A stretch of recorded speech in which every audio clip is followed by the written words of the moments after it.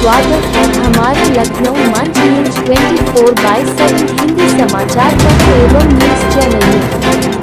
सही खबर, सच्ची खबर। कृपया सब्सक्राइब, लाइक, शेयर, कमेंट जरूर करें। उपस्थित हैं और यही भारत का स्वरूप। आप दो एक अच्छे सुखद सहयोग भी मैं देख रहा हूँ। एक तो भारत तिब्बत सहयोग संघ का जो 25 वर्ष हो रहे हैं, तो ये जिसमें जिनका स्थापना से लेकर जिनका मार्गदर्शन मिला है, ऐसे आदरणीय इंद्रेश जी का भी हम सबको मार्गदर्शन मिलने वाला है, तो ये एक सुखद सहयोग है। और इसी के साथ ही दूसरा है, जो लखनऊ में भी चुनाव नहीं हुए हैं और 20 तारीख को यहाँ भी वोट पड़ने हैं, तो जो संगोष्ठी का विषय रखा गया है वो भी सामयिक है। मैं दोनों बातों को जोड़ के संक्षेप में अपनी बिंदु रखना चाहता हूँ कि आज जो हम भारत देख रहे हैं, ये कोई राजनीति का मंच भी नहीं है, राजनीति के दल से हम लोग संबंधित भी नहीं है, लेकिन देश के स्वाभिमान से, देश के आत्मनिर्भरता से और देश के संविधान से हम सब जुड़े हुए हैं और उससे हम लोग अलग हो नहीं सकते।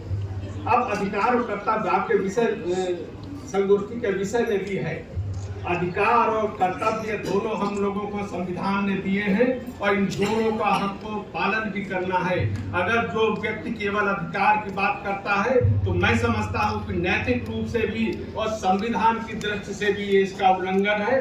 अधिकार और कर्तव्य एक सिक्के के दो पहलू हैं और इनको साथ में लेके चलना होगा। अगर हम अधिकार की बात कर रहे हैं, तो हमें कर्तव्यों के प्रति भी सजग रहना पड़ेगा।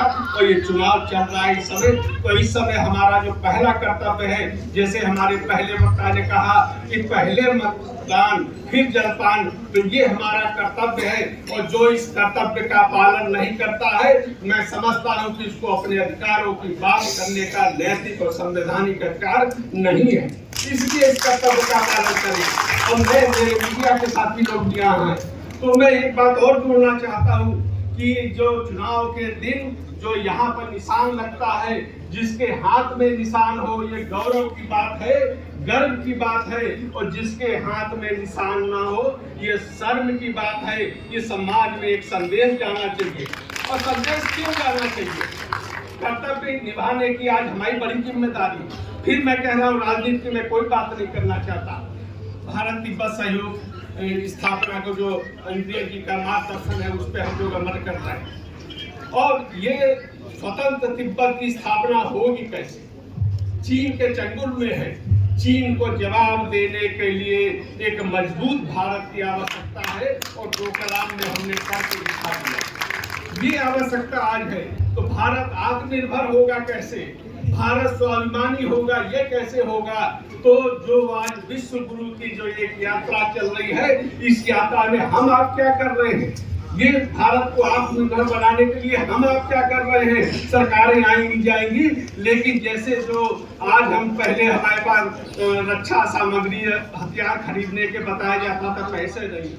आज हम रक्षा के क्षेत्र में केवल आत्मनिर्भर नहीं है, तो बल्कि उसके निर्यातक बन चुके हैं। तो इसलिए एक मजबूत भारत का निर्माण करना, ये हम सबका संकल्प है, ये हम सब नागरिकों का कर्तव्य है, जिससे हम चीन के चंगुल से तिब्बत को आजाद करा पाए। और दुनिया इसको सुन रही है। भारत के जो विश्व गुरु होने की यात्रा है, दुनिया में संदेश गूंज रहा है।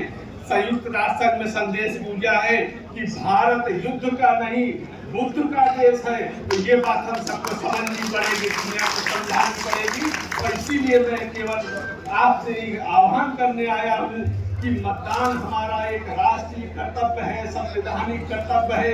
केवल हम उसका प्रयोग नहीं किए, तो अपने आसपास अपने जितने भी रिश्तेदार हैं, जितने भी पड़ोसी हैं, उनको अभी 100% मतदान कराने का एक अभियान चलाएंगे। इसके साथ मैं बात समाप्त करता हूँ।